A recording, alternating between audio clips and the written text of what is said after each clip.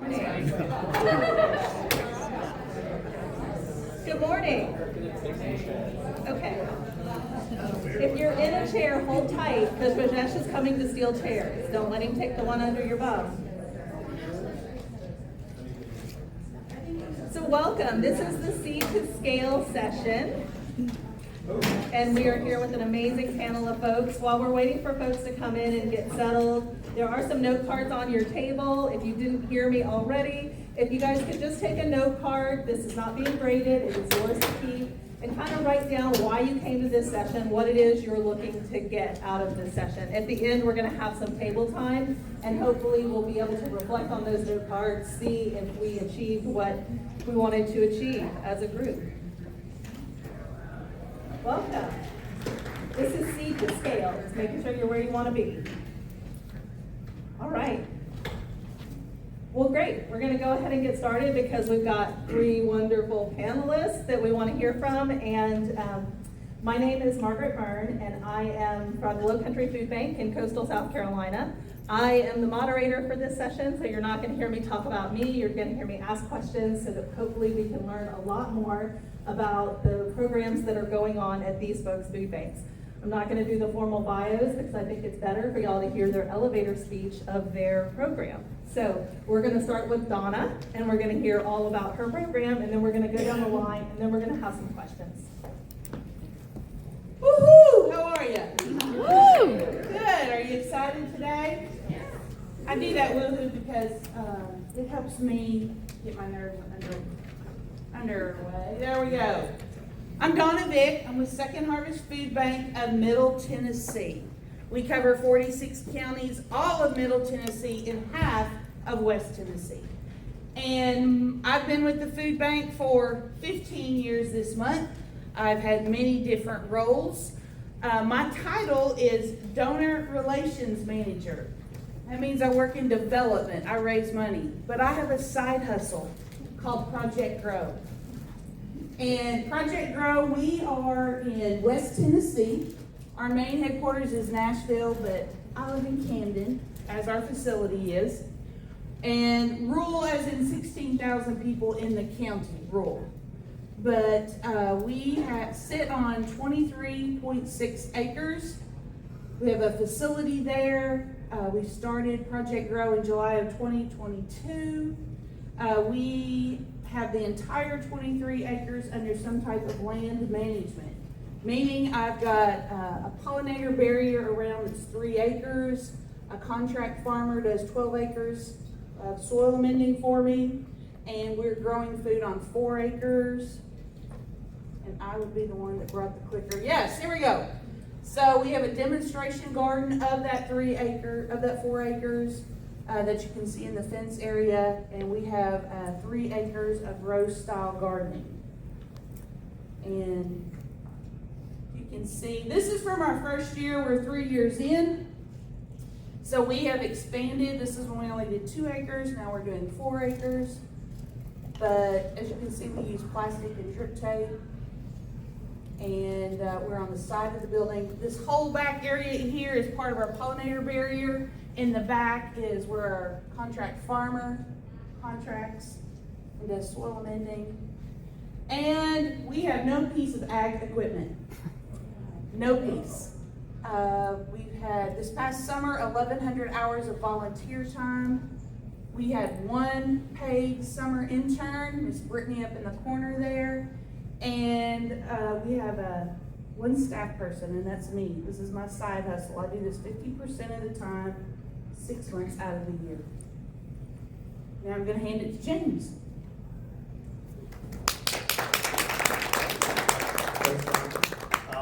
So my contact info is right off the bat. There we go. My name is James Hoffer. I'm with the food bank in Dayton, Ohio. We serve about 2.5 counties and about 18 million pounds per year of distribution. I think kind of to level set it. We will be celebrating our 50th anniversary next spring, but this is the property that we purchased from our local land bank for $5 in 2013, and then built our new warehouse in 2014. So we technically next month we'll be celebrating a decade into our new building, and we put a couple additions on there since COVID. But it was what was considered to be a gray field / brownfield, economically obsolete. Nobody else wanted it, hence the reason we got it for $5.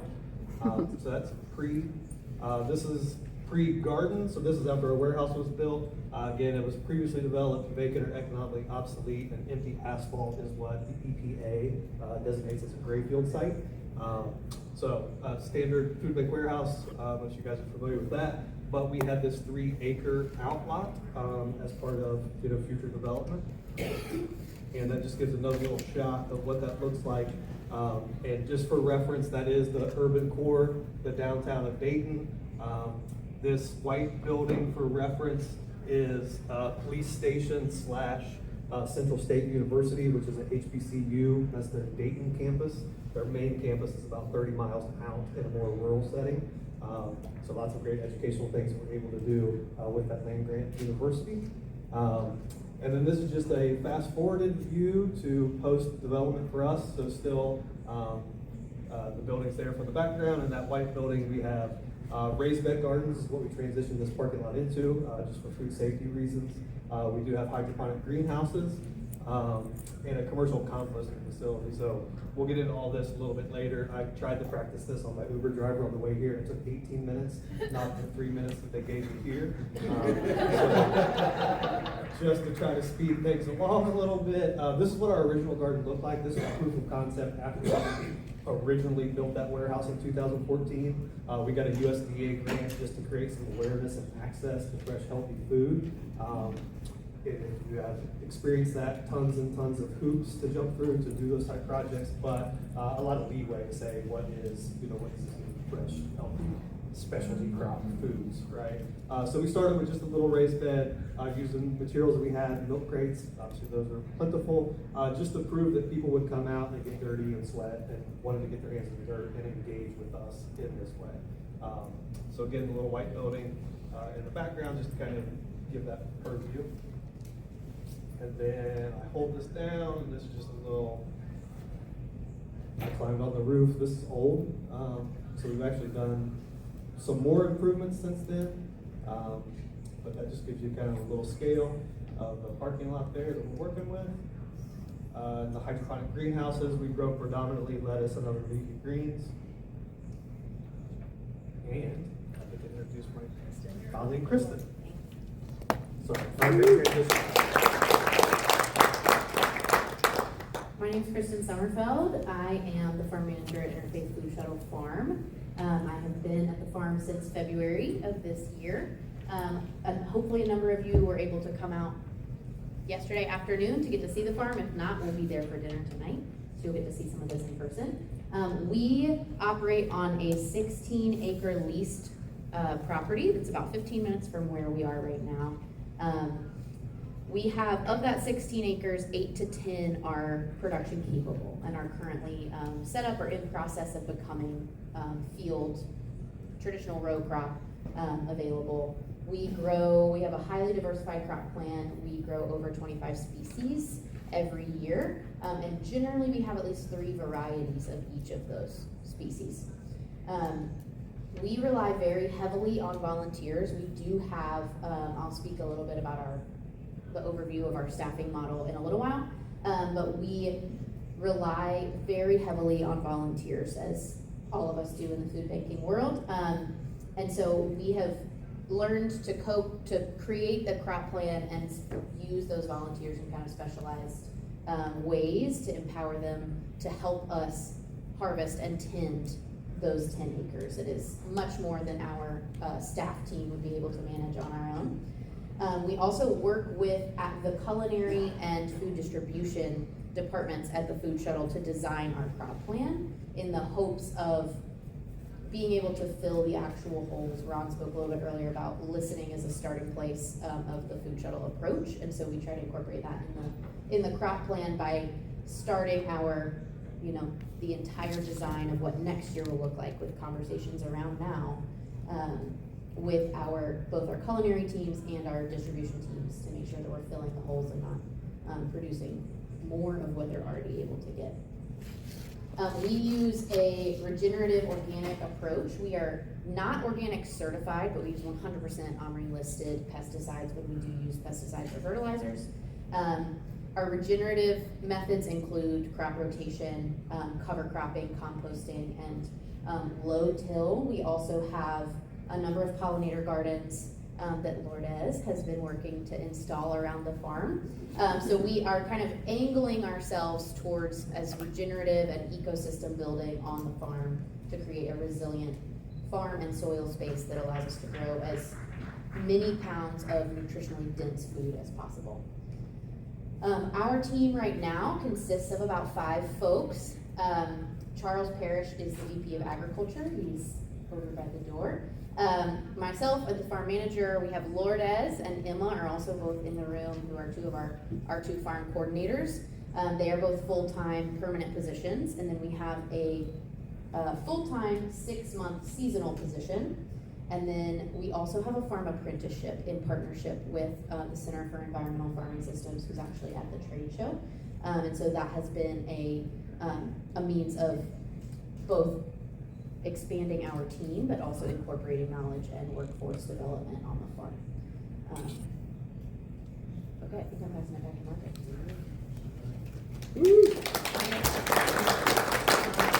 So our first question for the panel is, knowing that those of us who have aspirations to start a growing program but have nothing to start with, it can be really intimidating. And Donna, that's exactly what you did. So can you tell us a little bit about starting from scratch? Yes, so we sat on 23.5 acres that were gifted to us from the local county. We had a capital campaign, we built a building. We were in the building about 3 years, and my CEO comes up to us and says, "What do we do with this land?" Because we only needed 4 acres, and we have all this other land. And I said, "I don't know, let's put a plan together." She said, "All right, go after it." So the first thing I did was I went in our Feeding America network. I reached out to Inter-Faith Food Shuttle. I reached out to James at the Food Bank of Dayton, and I asked for ideas. What are they doing? What are you doing? And we thought we would lead with composting, because back in 2021 when we had this discussion, we thought composting was the way to go, and that would help us amend the soil and the whole thing. Well, I pitched an idea that was $150,000. Pitched it to leadership. They loved it. They thought it was great. It was fabulous. Walked out the door the next day, the CEO says, remember, I'm a fundraiser, I raise money. She says, you know, we're in the midst of COVID, it's a little tight, we don't know what's going on, so what could you do and how much do you need? I said, how about $16,000, give or take? So I made a plan. Had no clue, I had no ag degree, but I had desire. And so I took soil samples, made a quad of our 23 acres. Everybody and their mama wanted to give us seeds. We had all kinds of seeds. I reached out to local FFA groups. They helped us build some raised beds. And I have a contract farmer, and I'll tell you how that happened in a few minutes. But here's numbers. Many of you are wondering, why are you wanting to do this? Why are we wanting to do this? For us, is it numbers? Is it engagement? Or is it pounds? We live in the middle of nowhere where our facility is in West Tennessee. Lots of people don't even know we're there. So this is a way to bring people into our table. Bring people to the table. So the first year, my budget was $16,700. Spent $16,000. 520 volunteer hours, 2,400 pounds. I thought, okay. I had no clue. Next year, $21,000. Spent $66.81. I'm not very good at spending money because I raised the money. So all that gap in between is in-kind gifts. 618 volunteer hours, 2,700 pounds. This past year, stupid me when I wrote that 5-year plan, said in year 3, I'm going to double in size. So we went from 2 acres to 4 acres. with only a little bit of $23,000. That's how much was spent, 1,000 hours, 7,200 pounds. Overall, if you look at 2026 right now, $80,000 in the budget. Why do you think that is? Because we've been doing it by labor and we need a tractor. We'll talk about the tractor later. So far this year, which means July to now, we've spent $3,300 in kind in this whole 3 years. Over 6,000 that's documented, that we have like receipts. But there's no, there's all kinds of value to all the seeds that's been given us, but the farmers don't want to give me anything to write a receipt for. All the time that's been given, the material work that's been given. We've raised in this 3 years, $124,000. That's me raising just for this, okay? But you also have to think about all my other development team people who have bust donors out as a cultivation piece. Boy, donors love to be bussed out to hear and see what's going on. All my development people, I send them reports about what's going on, pictures, and they send it out as cultivation pieces. So there's no telling how much money is there. But the volunteer hour, all these years, is about $67,000. Again, when we're saying we're volunteer reliant, last fiscal year, we had about 1,000 unique volunteers for a little over 6,000 volunteer hours. So each volunteer is, for us, that means they're coming for at least 2 shifts. We have about a list of about 65 what we call core volunteers or regular volunteers who come on average between 2 and 3 times a week. And then we work with a lot of other corporate groups, schools, 4-H chapters, anyone, and then we also have like shifts of folks sign up individually to come, whether for court-ordered volunteer service or often through their workplace. All of our crops are started on site in our greenhouse. We use drip irrigation that underneath that plastic bed. We do have a groundwater pond on site, so all of our water is coming for the fields is coming from that irrigation pond, and then we use well water for our greenhouse and for the packing barn for any post-harvest water.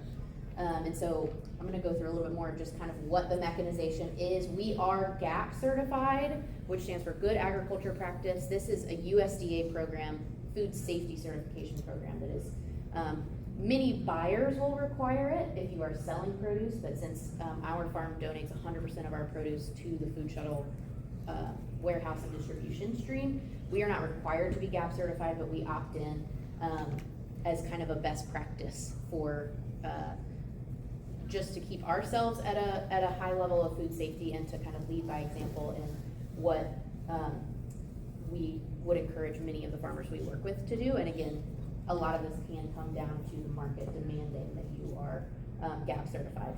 And so through that harvest, that becomes a really crucial food safety, an area of kind of a food safety mindset. So when we're working with volunteers, our farm staff are especially skilled. A huge part of what they do is lead our volunteer teams 3 days a week. And then we work on empowering those volunteers, especially our core volunteers who come regularly, to gain the competencies in food safety, in harvest, and in packaging to help us get all of this food harvested. And then we have a post-harvest operation that is also GAP certified, and again, leaning a lot on volunteers.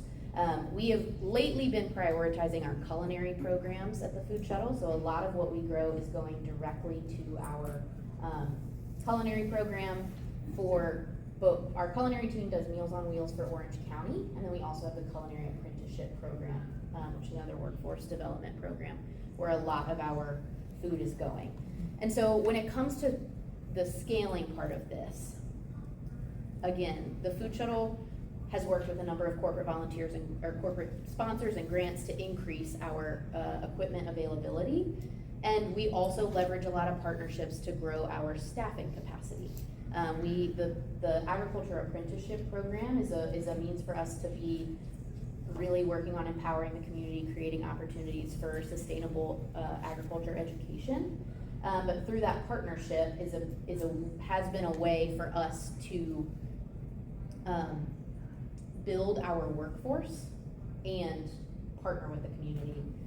And the current program that we have as an apprentice has worked a lot with veterans who are learning sustainable agriculture as a post-service career. And so that has been a fun and really rewarding way to, again, work with a community partner to be expanding our workforce in ways that the farm demands. 16 acres is, while not all of that is fields, you have irrigation ponds, you have greenhouses, there's a lot of management areas. And so there's a lot for an apprentice to learn, and it also just requires a lot of hands to have multiple people who are ready to lead in lots of departments and eager to be sharing that knowledge with volunteers as we have teams on site. One of the things I think when it comes to scaling that I think about at the food shuttle, and when I'm kind of thinking through my experience at a small farm and coming to a highly, a large scale farm, the food shuttle has had many iterations of different programs, many different models of leveraging staff kind of in specialized departments or more general teamwork. And so I think the takeaway for me is when it comes to scaling, it is really, really crucial to let your program evolve as it wants to, and as you're hearing the community needs, to let your program evolve in that way, and to, rather than wanting to keep it in a safe place, be willing to grow the staff. Sometimes scaling also, there's a chance it could mean scaling back to meet the needs of your community as well. And so I think a lot of that scale conversation comes around, like, how do you start with listening? How do you, what are the resources you already have? What are the resources in the community? If it is a tractor or equipment or a volunteer who has mechanic abilities, who can help you maintain your equipment. That's another big part for the food shuttle. All of our mechanics are volunteer. And so that has been a huge part of keeping equipment maintenance, scaling all of that up, is having skilled folks who are interested and willing to give the skill that they have to help your program kind of evolve in whatever direction you have the resources for. I'll stop there. So Kristen talked about an area that I think most of us are probably familiar with, kind of the traditional volunteer. James, do you want to tell us about a different kind of workforce development? Sure, yeah, so I should level set, I guess, by saying we grow about 20 tons, a little over 40,000 pounds of produce in our space in this urban setting. And it's about a half of an acre of active growing space, so it's pretty intense. And I've gone through every version of workforce development / volunteerism and just help, right? I ran solo from 2017 until late 2021. And yes, having help, obviously, as you guys know, anybody's a grower in a room, the more hands, the better. So we currently work with our court system for anybody that has, in lieu of conviction, community service hours. We work with high schools. We have a multitude of universities in our service territory that also have a lot of community service hours. So we kind of have that traditional help as well. But then we have a multitude of really like training programs, not true workforce development in the sense that there are true measurable outcomes with any of this. We're still piloting this one project, but we partner with the local community college as a horticultural program, so we are the lab for them. So we get those students have internships that's paid for through that community college's horticultural program. But this is the one that's the most special and near and dear to really what our mission is at getting at root causes. So the four ladies in the pink shirts, Let Us Turn Up the Beat, is our fun food pun. I have every color of that t-shirt. I don't know why I don't have one on right now, but I always do. Probably because I know it's going to be freezing in here. So anyway, the Let Us Turn Up the Beat, those are currently incarcerated females from maximum security prison that is just up the street from us. I've overlaid this work with our root cause work of trying to eliminate barriers. And the barriers that are placed on women post-incarceration, and they're given a very short off-ramp. And most of these, well, all of these, have either served at least 3 up to 15 years.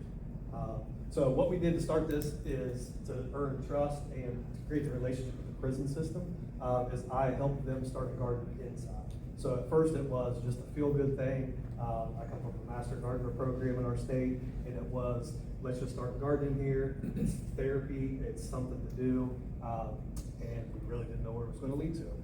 We've celebrated just over a year with these 4 ladies. We actually have one more that's actually post-incarceration now as a full-time employee of the food bank. They are not in the picture now, but this is my staff. So this is the crew. Whoops.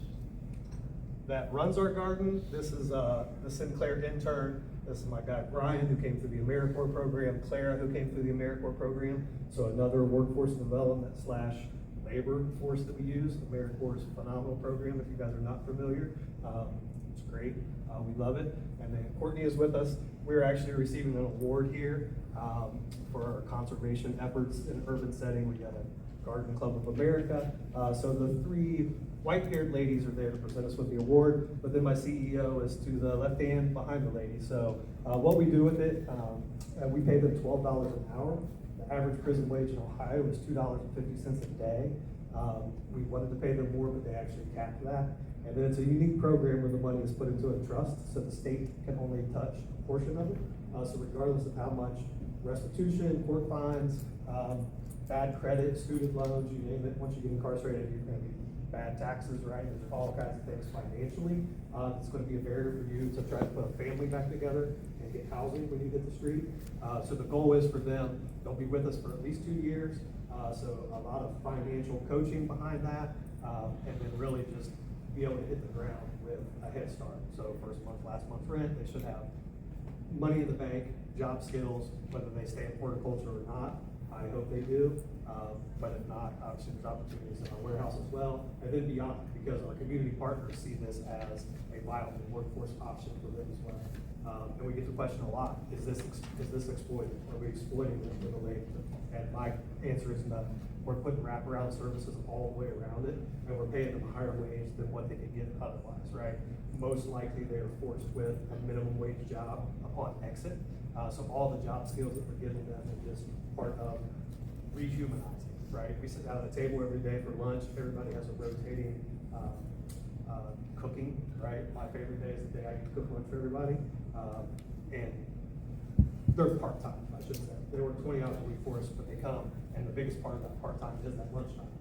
Because food is, we realize this now, it's being weaponized against our own people. Food has been weaponized against people in incarceration for existence, right? It's the worst possible food you can get, and we all know, and they're talking about it next door, that food is medicine. Well, food is also poison, and we are poisoning our most vulnerable populations with it. So it's important to get these programs into the prison just because it feels good and it's the right thing to do, but also from a nutrition standpoint. And then again, we know by 2050, we heard this earlier, we need all hands on deck of people that know how to grow food, right? So let's take people that have been marginalized for one reason or the other, and I can certainly tell you the 4 women that are in there are victims of a system that got them in there, right? And they would own up to all the mistakes they made, but they're also victims of a system and they continue to be victimized. So from a workforce development standpoint, and me and Kristen just had this side conversation, it's the brightest and best and easiest people to motivate, right? And also just the feel good that they get coming back out. So I would encourage you, and this is a disgusting map, if you want to see it, there is a prison close to every food bank in the country, and there is correlation, right? Where hunger exists, there are mass incarcerations. I think I covered that.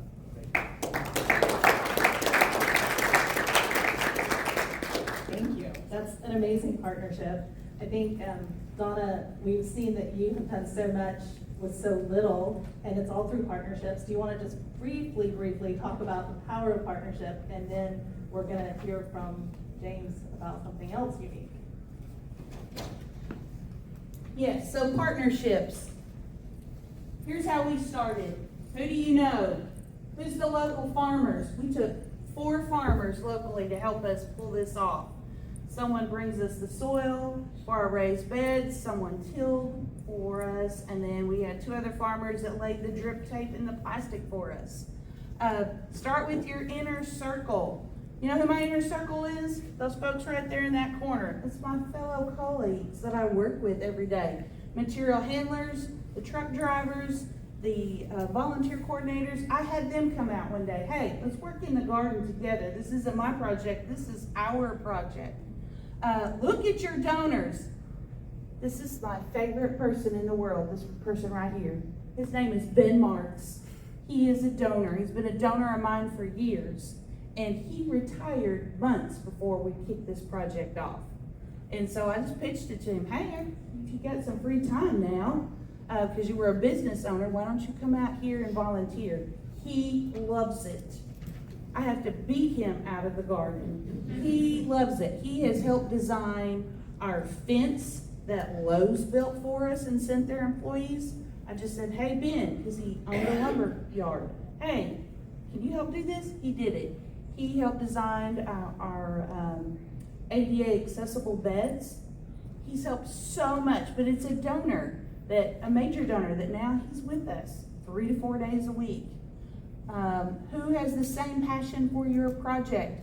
These are some of those farmers. Once you start talking about it in your friends and your inner circles and your communities, you find all kinds of people that have the same passion as you. These folks right here, if you don't know this organization, you need to write it down. I don't care what size of a program you have.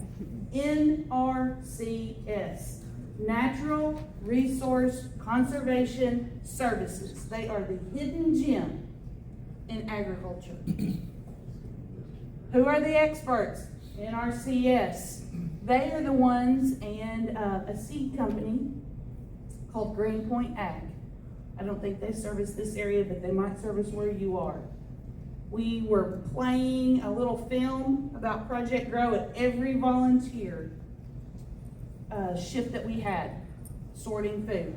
And we found somebody in there worked for Greenpoint Ag, a seed company, and said, hey, I volunteer for y'all. I saw that video that you showed. I would love to help. He sent an expert out to us. One of the best things ever happened to us. This man came out, looked over the field, looked at the soil sample. When I pitched this idea, I thought I was going to have to do this all myself. I knew a little bit. I knew I could get this tractor. I knew I could get this, but this is a lot of 23 acres. He said, I tell you what, why don't you get a contract farmer to do all the heavy lifting, do the lime, do the cover crops for you, do all that for you. And in exchange, he gets the money off of whatever row crop he does, so that in a couple of years, your soil will be ready. That's how we did it. If it wasn't for them. But the experts, and just ask. Right down here we have the seeds that are now little transplants. We work with the local FFA and the ag community. All the ag students in the local counties, we called out, hey, could you start things for seeds from us so that we could plant them? They said yes. That's how we started it. We shifted our volunteer shift. Sometimes, because it's just me, part-time, and my volunteer coordinator, I talked to her and said, hey, could we change the volunteer shift?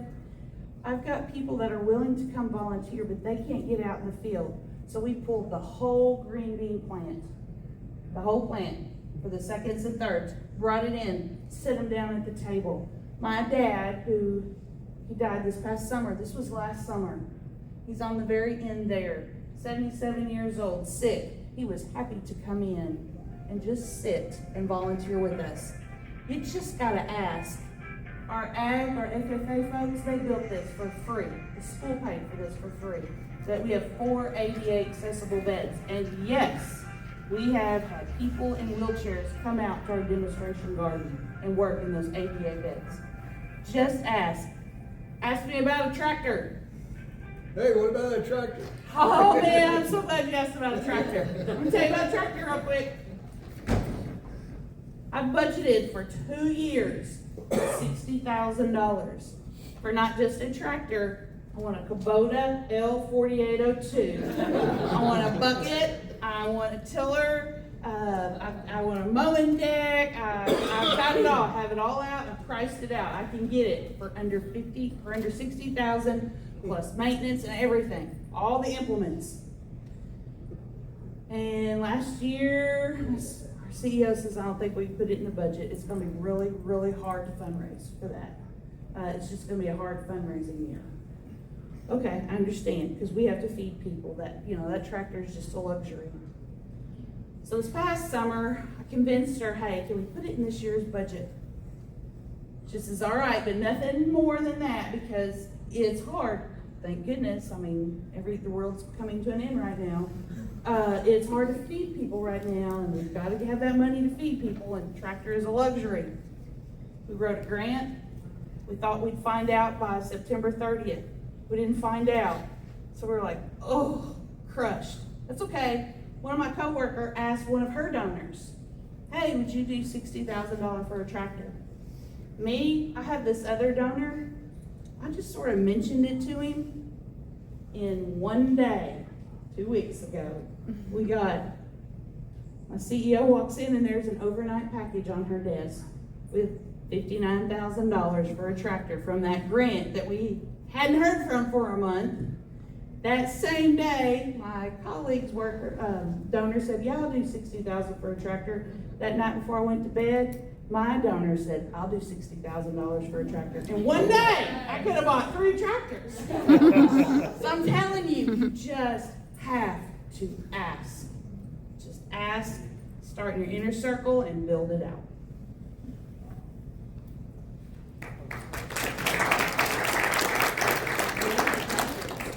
Okay, so this is really exciting because, in all nonprofits, it's all about sustainability, right? We ask the donors for things like tractors, but then everybody wants to know, what are you going to do after my gift is gone? So, James, can you talk to us about how we might actually get some revenue out of this? Sure. Thank you. So, I can talk about this for literally days. Composting. And that is the end product, right, of our stewardship of our food as a resource, right? We're entrusted either with dollars or actual food, and those dollars are typically designated for food, and that's the resource that we're tasked with, stewarding. And for us, because we have an urban garden on site, and because we have partner agencies that also grow, and we have the desire to have a local, resilient food system, soil nutrition is as important as our own, right? They're so intertwined. So without healthy soils, we really can't grow healthy food. So with that, in 2017, we kind of had a crazy idea to start food waste composting on site. We had a dumpster that we had tomatoes that came in probably from California or Mexico that were basically, they juiced out on us in food banking terms. That's what we call it anyway. We have melons sometimes that will come in the next morning and there's juice running through the floor, right? So then this happened and this whole thing got conglomerated into a dumpster. I was a volunteer at the time. I said, we have terrible soil, there's a ribbon, right? So we started very small, little 3-bin, turn by hand compost system. Kind of proof of concept again, and then we upgraded essentially into an in-vessel system. We were able to get a grant through Ohio EPA that covered most of the cost. So we take in yard waste, mostly just wood chips from arborists. We actually shred cardboard, because as food bank we got tons of cardboard, and we mix it with what's on the bottom left would be spoilage from our own warehouse operation that's just been collected in bins. And then we actually operate a program that's open to the public. There's really not much composting infrastructure in the state of Ohio. So we, at the time, were the only institution or company that offered any type of composting services. We don't do any type of logistics around it. It's purely drop-off. I never expected people to pay us to bring us their food scraps, and they came out of the woodwork for this program. We started this in 2021. I bought 50 buckets thinking we would get 20 people and I would have extra buckets. We're well over 500 at this point, and it is busy and crazy.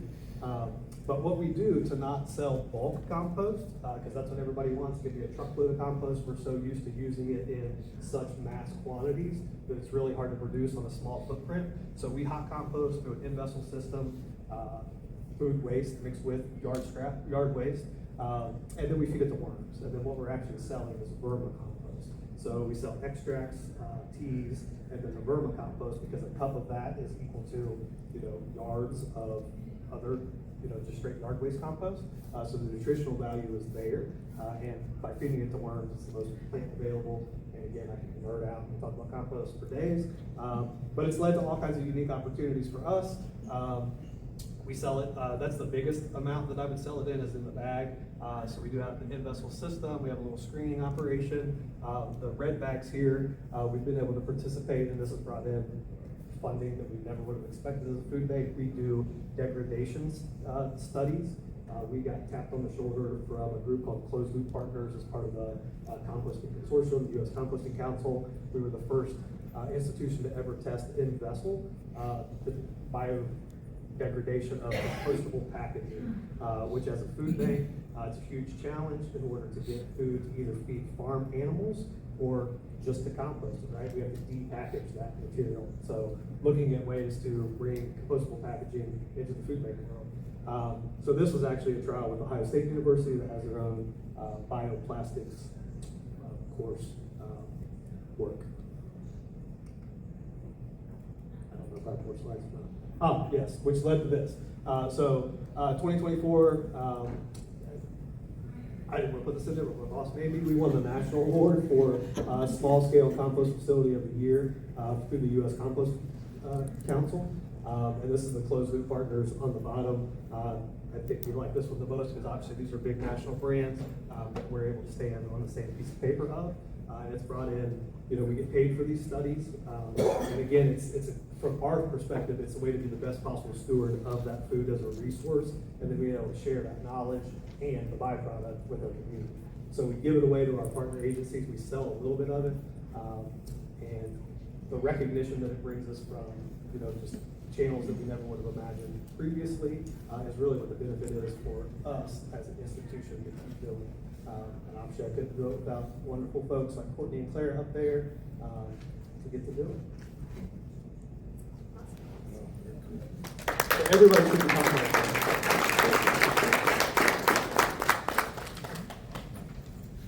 So real quick, before we move to questions, everything that we have talked about is happening at food banks, which is really powerful and amazing. But Kristen, do you want to tease how we can take things outside the food bank to the community? And there's a whole other session on that, but we want Kristen to tell us about that a little bit. Yeah, so I'm just gonna tease this because Lynn, who is also in the room, is gonna be doing a session at 2:45 called Rooted in Resilience, or part of a panel, who's gonna be speaking about at the Gardens for Everyone program from Inter-Faith Food Shuttle. That, again, is a program in the midst of constant evolution, but is focused on getting raised beds into the community to prepare folks to be able to grow their own food, whether at home, at a community agency, at a community college, really anybody or any organization who wants to have access to a growing space. The Gardens for Everyone program works with folks and organizations to get them the resources to be able to build a bed, but then also the resources to learn how to grow on a very small scale, again, in their community, at their home, or in whatever group. So again, if you want to hear more about that, Lynn will be going into it at 2:45 in the Rooted in Resilience. So now we have a couple of minutes for questions, if there are any questions for the panel, and then we're gonna go to table time. So if you have a question, raise your hand, I'll bring you the microphone.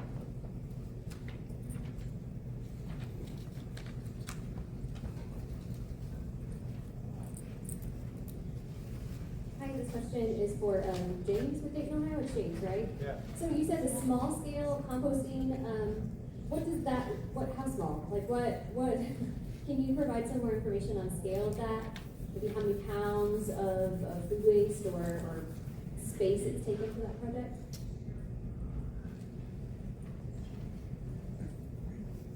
Yeah, so the actual footprint of our composting facility is relatively small. I'm gonna say it's about a third of our lot, which is 3 acres, so it's about an acre.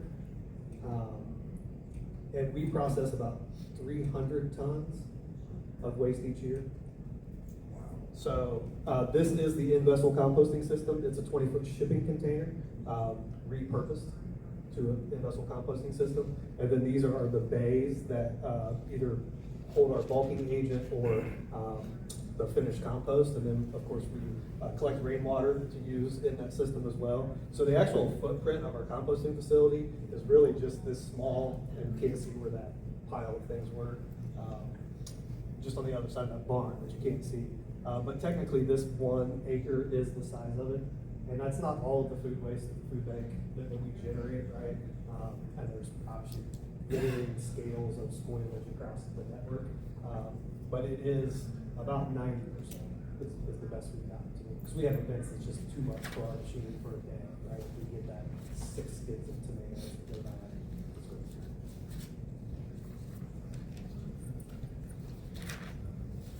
Hi, well, a question for you. In terms of setting up a system like that, one, have you served as a mentor or advisor, consultant, I'm not sure what it would be. And then secondly, any ballpark cost for setting up either a small system or just getting started? What would that involve?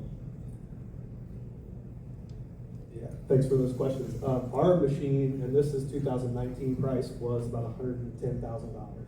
So that piece of equipment is certainly not cheap, but there are, a multitude of great opportunities, obviously, to get to that. And I would say EPA and then Kroger, through their Zero Hunger, Zero Waste Foundation, was our matching grant winner. So grocers obviously have an intimate relationship with us already, and through that Zero Hunger, Zero Waste initiative, it is still a viable source of funding, as far as I know. But all in, we have, including a tractor, the screening equipment, and the bins that we had to build, we had to bring some three-phase electricity out from our parking lot. So we have about $250,000 invested into our compost facility. I don't know the exact number because I don't really like to get into the donation side, but the guesstimation is we've at least doubled that in donation, just because, again, the idea of we're doing everything we can to be the best possible stewards of that food resource, and trying to close that loop, right? We can say that we can take this tomato that we can't distribute, and I can turn it into next year's tomato and be able to show proof, right on site. And then the other part of your question is, yes, I consider myself to be the lowest paid consultant in the composting world. So I'm a part of what's called Future Search, which is part of the bioplastics industry. So I sit on some national panels for that. I'm a board member for the Ohio Organics Council. I'm very involved with the U.S. Composting Council. And yes, any food bank that calls, I'd love to answer that and try to help and brainstorm solutions at whatever scale. One more question. Oh, it's so hard. I'll let James choose. It's yet another follow-up question. I will take you up on that if you'll have a trip to St. Louis, Missouri, to talk more about this. So does this machine, the in-vessel system, does it depackage? Like, who does the depackaging? Because that's like part of our challenge. Like, we're told, well, we don't have the staff, we don't have the money to pay staff to do that. So a quick answer, because I know we're running out of time, is over a decade ago, I sat at a U.S. Composting Council training in Raleigh, North Carolina, at North Carolina State, and that was the top of mind thing for me. And I thought there's no way, and I would spend every day depackaging and taking stickers off of this stuff. It's one of our top volunteer activities.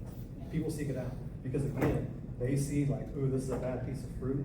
This banana can't be done anything with, but they see that full circle, right? So they see, begin with the end in mind, right? So they see the value in peeling 1,000 stickers off of avocados in order to get them back into our system, right? Because they see nutrition that otherwise just goes to waste, right? So it's, I thought that was I was gonna spend my days, right, opening up bags of greasy lettuce and things of that nature. But it is actually one of our more popular. People come in and say, we don't have any stuff for us to do, we don't have any compost to do, and then it's like, on to the next least desirable activity. So, yeah, we really got people rallying around. Yeah, that's awesome. All right, I lied. I don't want to neglect this side, so we'll get your question. Good morning. My question is, when you started creating your area from the ground up, was there a certain model from a different organization that you followed? And if not, what challenges did you face when you were creating your spaces? Who wants that? For about a year, talked to universities, talked to other food banks, and then I found this program called Cultivate, C-U-L-2-V-A-T-E. They are located in Nashville, and they have a workforce development program, but I spent the day there, took my CEO out there, and Joey Langford, he actually has a movie if you want to look it up. He said, Donna, you can do this. Just do 1 acre at a time and perfect it, and then move on. So I did 2 acres, did it the first year, saw my mistakes, did the second year, and then the third year we doubled. We again, this next year, we'll keep the same footprint, learn from what our mistakes are to fulfill those 4 acres before we expand again. So that's what we do. Okay, so at the beginning, as you were coming in, we asked you to write on the note card what you were hoping to get out of this session. So this is your opportunity at your tables, and our panelists are going to go join tables. So if you really want somebody specific, start yelling for them as soon as I'm done talking. We're gonna take about 9 or 10 minutes at our tables to see if you learned what you wanted to learn on the note card. If you have a successful program, what has made it successful that can be replicated to the other folks at your table, or you know, if you're really just kind of at a starting place and you don't have any ideas, think about who in your community you should partner with and write that down. And then we're gonna have a very brief time for report outs. So if there's something that comes up at your table that you're like, the rest of the room has to know this, choose someone so that when I ask for report outs, you're ready to go, okay? Thanks.